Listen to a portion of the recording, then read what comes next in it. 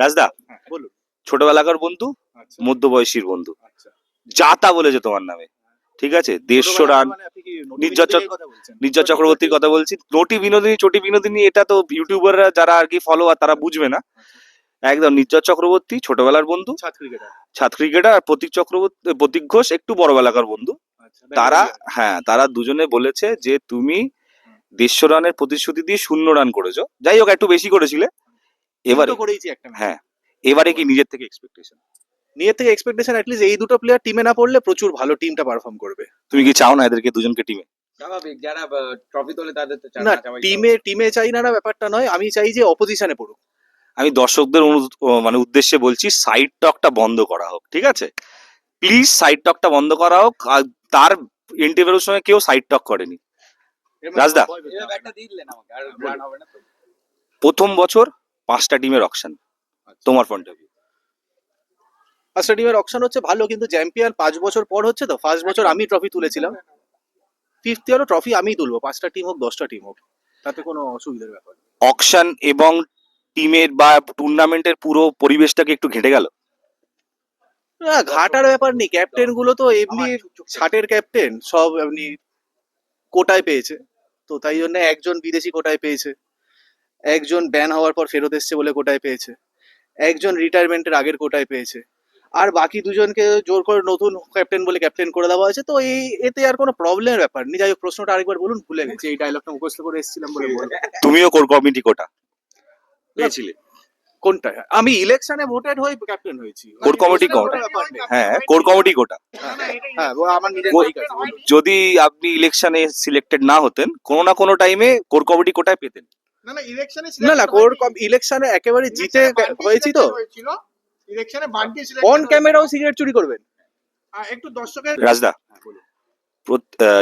অরিত্র, বিপ্লব, বাবুদা, মন্দা, বুবুলদা, কার টিমে খেলতে চাও?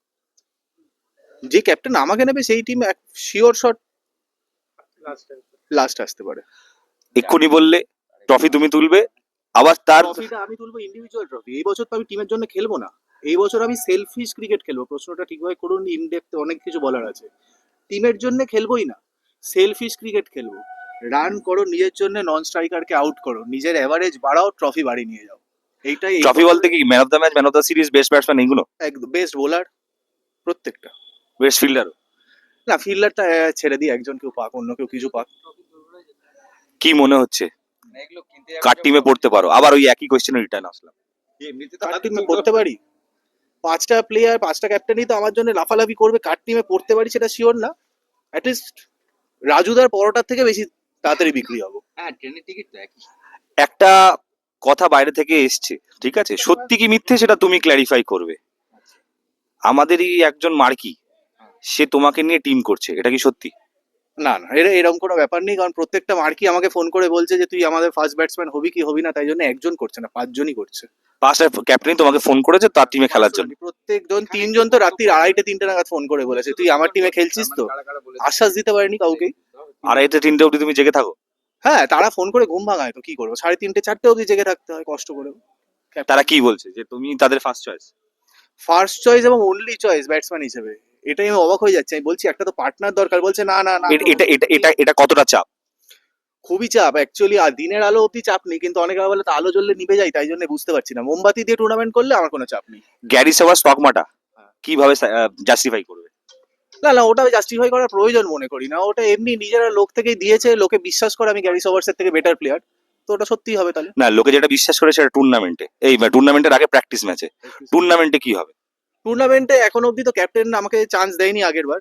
এই বছর আশা করছি ক্যাপ্টেন চান্স দেবে, তো আবার দেখতে পাবো। এই যে 7টা প্লেয়ার একটা বছর হচ্ছে, 8টা প্লেয়ার একটা বছর হচ্ছে, পরে আবার সাথে ফিরে আসা হচ্ছে, এই ব্যাপারটা ক্যাপ্টেন যারা এবারে হয়েছে তাদেরকে টিম করতে কতটা ডিফিকাল্টি ফেস করতে হবে? সেরকম ডিফারেন্স ক্রিয়েট হবে না বলে আমার মনে হয়।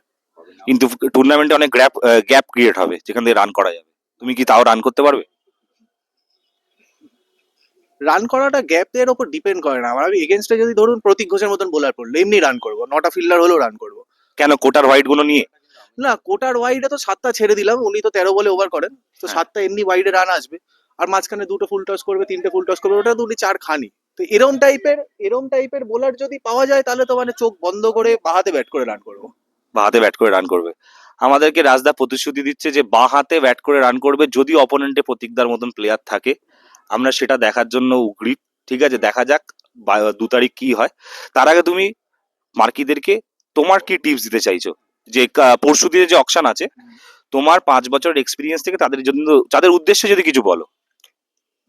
বাকি চারজনকে বলবো সব থেকে যে এক্সপিরিয়েন্সড ক্যাপ্টেন রয়েছে, চ্যাম্পিয়ন ক্যাপ্টেন, সে যদি অকশনের দিন অ্যাটলিস্ট বিয়ার খাওয়ানোর চেষ্টা করে, বিয়ার খাবেন না। বিয়ারে কিছু মেশানো থাকে, বিয়ারে অনেক কিছু মেশানো থাকে, তারপর অকশন উনি একা শেষ করে দিয়ে চলে যান। এটাই কি তার স্ট্র্যাটেজি? একদম। এটা নিয়ে উনি অলরেডি প্ল্যান করে রেখেছেন যে কবে কখন বিয়ার কিনবেন, কাকে খাওয়াবেন, সব প্ল্যান করা আছে। এটাই আর কি আমার একমাত্র অ্যাডভাইস। এটা কি অকশন দিন থেকেই মেন খেলা শুরু হয়ে যায়? হ্যাঁ, অকশনে দুপুর থেকে শুরু হয়ে যায়। তোমার কি মনে হয় টুর্নামেন্টের চেয়ে বড় হচ্ছে অকশন? আমার মতে তো টুর্নামেন্টের থেকে অনেক বড় অকশন। তারপরে হচ্ছে টুর্নামেন্টের শেষে কে কি খাওয়া দাওয়া করলো, তারপর আবার বিয়ার খাওয়া। টুর্নামেন্টে আমাদের কাছে খাওয়া দাওয়ার একখানা মেন সাইড ক্রাইটেরিয়া। টুর্নামেন্টটা কোনো ফ্যাক্টর নয়, বলছে অকশনটাই মেন ফ্যাক্টর। তো এই বলেই আমরা রাজদার কাছে শেষ করছি। আমরা দর্শকে 2-3 জন আছে, তাদের থেকে কিছু কোয়েশ্চেন নিয়ে নেবো। দর্শকরা প্লিজ এখানে চলে আসবেন, যারা যারা কোয়েশ্চেন করতে চান চলে আসবেন। হ্যাঁ, আপনি একটা মন্তব্য করেছিলেন যে ভোটে জিতেছে, এরকম তো হয়নি। আমি বলেছিলাম যে উনি কোর কমিটি কোটায় ক্যাপ্টেন হয়েছে। উনি বলেছিলেন যে কোর কমিটির মধ্যে যে ভোট হয়েছিল তাতে উনি ক্যাপ্টেন। না না, সেটা তো হননি, বান্টি হয়েছিলেন সে বছর। তারপরে ওনার অনুরোধে আমরা বান্টিকে বলেছিলাম তুমি একবার ক্যাপ্টেন হয়ে গেছো, তুই ছেড়ে দে, রাজ হোক। এটা দেখা যাচ্ছে পুরোপুরি স্যাক্রিফাইস কোটা বলছে। এটা স্যাক্রিফাইস কোটা। এই আমি জাস্টিফিকেশন চাইবো, একটু ওয়েট করে যান। স্যাক্রিফাইস কোটা মানে বান্টিকে সরিয়ে রাজদাকে ক্যাপ্টেন করা হয়েছিল, সেই ব্যাপারে দর্শক আসন থেকে নির্ঝর চক্রবর্তীর কমেন্ট। এই বিষয়ে আমরা ওনার থেকে একটা জাস্টিফিকেশন নিয়ে নেবো। Please clarify yourself. না, নির্ঝর চক্রবর্তী এরকম অনেক কিছু তো ক্লেম করে থাকেন যে উনি টিম নিজে করেছেন, ক্যাপ্টেন্সি নিজে করেছেন, আমি ব্যাটে রান করিনি। তার মতনই এরকমই আরেকটা ক্লেম আর কি, যে ভুল করে হয়েছে। কিন্তু এটার ভেতরে কোনো রিয়ালিটির সাথে কোনো সম্পর্ক নেই। এটা ওনার লেখা একটি নির্ঝর রচনাবলীর পাঠ। নির্ঝর রচনাবলীর পাঠ। রাজদার বক্তব্য এটা যে নির্ঝর রচনাবলীর একটা পাঠ, রাজদাকে বদনাম করার একটা চক্রান্ত। এই বলে আমরা দর্শকদের থেকে সেকেন্ড রচনাবলী বানানটা একটু জিজ্ঞেস করি। রচনাবলী বানানটা রাজদা প্লিজ অন ক্যামেরা শূন্য র, চয় আকার, ন, বয় লয় দীর্ঘি। আমার মনে হয় ওই যে ব লয় দীর্ঘি। আমার মনে হয় আমার রচনা, যারা যারা রচনা বানানটা জানে, আমার মনে হয় তারা ইতিমধ্যে অনেকটা ভুলে গেছে বা নিজেদের মধ্যেই চেষ্টা করছে। তারা ঠিক জানে তো? তারা কি ঠিক জানে? সেটা সেটা সেটা সারা নিজের মনে মনে চিন্তা করছে। রাজদা ওই চয়ের আকারেই গল্পটা শেষ হয়ে গেছে। না, বয় শূন্য র, চ, আরেকবার বলে দিচ্ছি পরিষ্কার, আপনারা হেসে আমাকে ডিস্টার্ব করে দিয়েছেন। আগের থেকে বয় শূন্য র, চ, মধ্যের নয় আকার, ব লয় দীর্ঘি। ব আর ল আছে, ব আর ল দিয়ে যেগুলো হয় আমি আর সেগুলোর মধ্যে ঢুকলাম না। আমি সেকেন্ড দর্শকের কাছে চলে যাচ্ছি, তার যদি কোনো প্রশ্ন থাকে। প্রতীকদা উনি ব্যাটে রান করেননি বলে কি এই মতামতটা জানালেন? একদম একদম আমরা নিলাম প্রশ্নটা আমি ক্লিয়ারিফাই করে দিচ্ছি। পিকনিকটা কারণ হচ্ছে তুমি ব্যাটে রান করো না বলে। তোমার কাছে এটা পিকনিক, তার কারণ তুমি ব্যাটে রান করো না। না, আমার কাছে পিকনিক কারণ অপোজিশন ফেভারে যদি প্রতীক ঘোষের মতন প্লেয়ার থেকে ওই টুর্নামেন্ট সিরিয়াসলি নেওয়া যায় না। আর একটা স্তরের তো ব্যাপার রয়েছে। আমি খেলে এসেছি একটা স্তরের টুর্নামেন্ট, সেখানে প্রতীক ঘোষের সাথে যে টুর্নামেন্টে পার্টিসিপেট করছে ওটা পিকনিকই হয়, সার্কাস আর পিকনিক। একটু যদি বলো যে তুমি কোন কোন স্তর খেলে এসছো। আমি খেলে এসেছি হচ্ছে একটা কোনপুকুরের ওই কোনা স্তর খেলে এসেছি। মেইনলি ব্যাপারটা খেলে এসেছি না, ব্যাপারটা হচ্ছে খেলতে পারতাম অনেকগুলোই। এবার তাহলে একটু হিস্ট্রিতে যেতে হয় না, বাকি অনেকের নাম ওখানে ডুবে যায়। যেমন ধরুন আমার সমবয়সী একটা প্লেয়ার আছে বিরাট কোহলি, প্রপারলি খেললে ওনার নামটা চেপে যেতে পারতো। তাই জন্যে সহানুভূতিশীল হয়ে প্রপার খেলাটা মেলে ধরিনি। রাজদা কঠিন কঠিন বাংলা ইউজ করছে, এই পরে যদি আরো কিছু বাংলা বলে দর্শক আসন থেকে আবার বানান জিজ্ঞেস করবে। তাই আর আমি এইসব বাড়াবাড়ির মধ্যে গেলাম না। রাজদা লাস্ট না, সহানুভূতি স্পেলিং বলতে গেলে আজকে মোটামুটি আর বাড়ি যাওয়া হবে না। লাস্ট একটা রাজদা, 3টে র্যাপিড ফায়ারে যাবো, 2টো অপশন দেবো। ও দর্শক আসন থেকে আরেকটা কোয়েশ্চেন, মন্দাকে এখন চটালে যাবে না, বলুন দা। না, বলছি যে ব্যাপারটা হলো উনি একটা ভুল ইনফরমেশন দিয়েছে। সেটা হচ্ছে সব মার্কিনা নাকি ফোন করছে। আমার ফোনে কিন্তু কল লিস্ট চেক করে দেখিয়ে দিতে পারি, লাস্ট 15-20 দিনে কোনো ফোন যায়নি। না, এটা মন্দা দাবি করছে, কিন্তু আমি আমার ব্যক্তিগত অভিজ্ঞতা দিয়ে বলতে পারি এরকম ফোন যেত। এবার ওখানে ওই কল লিস্ট হিস্ট্রি ডিলিট করাও যায়, জানি না। আমি এইসবের কন্ট্রোভার্সির মধ্যে ঢুকছি না। রাজদা 3টে কোয়েশ্চেন র্যাপিড ফায়ার, খুব তাড়াতাড়ি বলতে হবে। খুব তুমি ভেবেই বলো, ওরকম আমাদের কোনো ব্যাপার নেই, আমার দিদি নাম্বার 1 খেলছি না, আমার এটা নিজেদের ব্যাপার। কিন্তু দুটো অপশন দেবো, আচ্ছা দুটোর মধ্যে যে কোনো একটা চয়েস করতে হবে। রাজদা, পরশুদিন অকশন, হ্যাঁ। কার টিমে খেলতে চাও, বাবুদা না মন্দা? রচনা ব্যানার্জি। রচনা ব্যানার্জি ক্রিকেট খেলছে না, ওটা দিদি নাম্বার 1। উনি এখানে খেলেছে দারুণ ভাবে, ওনার মুখে রচনা। হ্যাঁ বাবুদানা। বাবুদা না মন্দা, কার টিমে খেলতে প্রেফার মানে পছন্দ করবে, মানে মন থেকে চাইছো? মন থেকে ববুলদা চাইছি, উনি আমেরিকা নিয়ে যাবেন বলেছেন। বুবুলদার টিমে মন থেকে খেলতে চাইছে, দুটো অপশনের মধ্যে কোনোটা গেল না, যদিও বলেছিলাম দুটোর মধ্যে একটা যেতে হবে। যাই হোক, রাজদা, সেকেন্ড কোয়েশ্চেন, এবছর তুমি কত রান করবে, 150 না 0? 172। আবারও দুটো অপশনের মধ্যে একটাও নিল না, এটা নিজের থেকে বানিয়ে বললো। লাস্ট কোয়েশ্চেন রাজদা, এটা দুটো অপশনের মধ্যেই নেবো, আপনি মন খুলে করুন।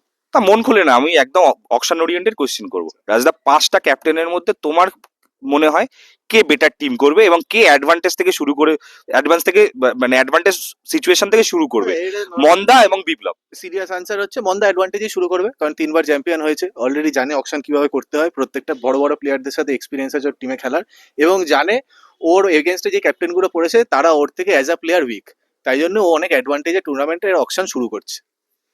থ্যাংক ইউ রাজদা, অনেক রাত হয়ে গেল। ওয়েলকাম। তোমাকে 2 তারিখের জন্য আগাম শুভেচ্ছা জানাচ্ছি, অকশানেও তুমি ভালো টিমে পড়ো।